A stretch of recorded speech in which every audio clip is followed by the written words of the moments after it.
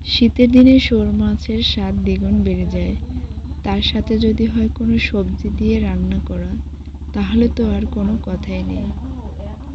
অনেকেই এই শোল মাছটাকে পছন্দ করে না, কিন্তু আমার কাছে খুব ভালোই লাগে। আজকে রান্না করব শোল মাছ দিয়ে পুঁই শাক। প্রথমে আমি আদা ও রসুন বাটার সাথে হালকা ভেজে নিচ্ছি। তারপর সামান্য পরিমাণে পানি দিয়ে দিলাম।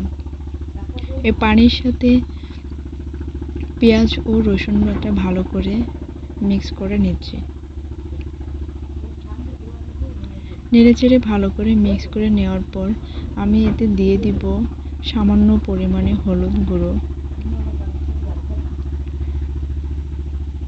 পেঁয়াজ ও রসুনের সাথে হলুদ গুঁড়ো ভালো করে মিশিয়ে নিব। এরপর আমি 1.5 চামচ মতো এখানে দিয়ে দিব মরিচ গুঁড়ো।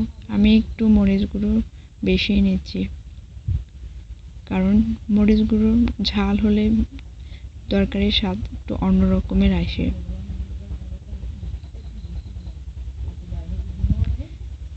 এরপরে দিয়ে দিলাম 1/2 কাপ মতো পানি। তারপরে দিয়ে দিচ্ছি আদা ও জিরা বাটা। এরপরে হলুদ ও মরিচের সাথে আদা ও জিরা বাটা ভালো করে মিক্স করে নিচ্ছি। মিশ্রণটিকে ভালো করে কষিয়ে নিতে হবে।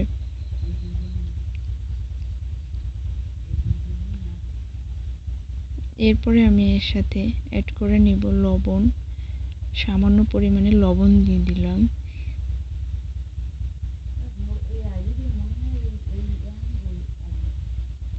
তারপরে এর সাথে অ্যাড করে দেব সামান্য পরিমাণে গরম মশলা, কারণ গরম মশলা মাছের স্বাদটাকে একটু বাড়িয়ে দিবে।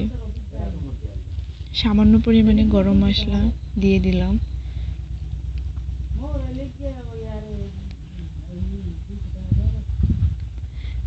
তারপরে গরম মশলাটাকে আমি সবকিছু মিশ্রণের সাথে মিক্স করে নিচ্ছি, যাতে পুড়ে না যায়।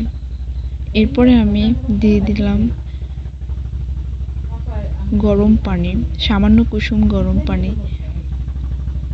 তারপরে এর ভিতরে আমি দিয়ে দিচ্ছি মাছগুলো।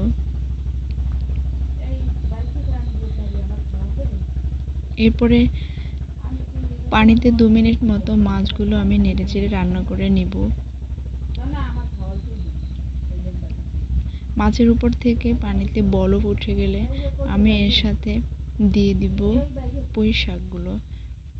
উপর থেকে আমি পুঁই শাকগুলো দিয়ে দিচ্ছি।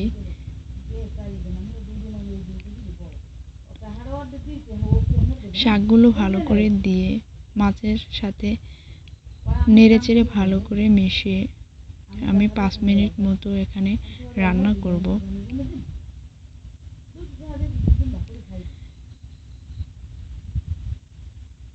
এরপরে শাকগুলো ভালো করে নেড়েচেড়ে দিয়ে আমি ঢেকে দিব। সিদ্ধ হয়ে গেলে আমি মাছগুলো নামিয়ে ফেললাম।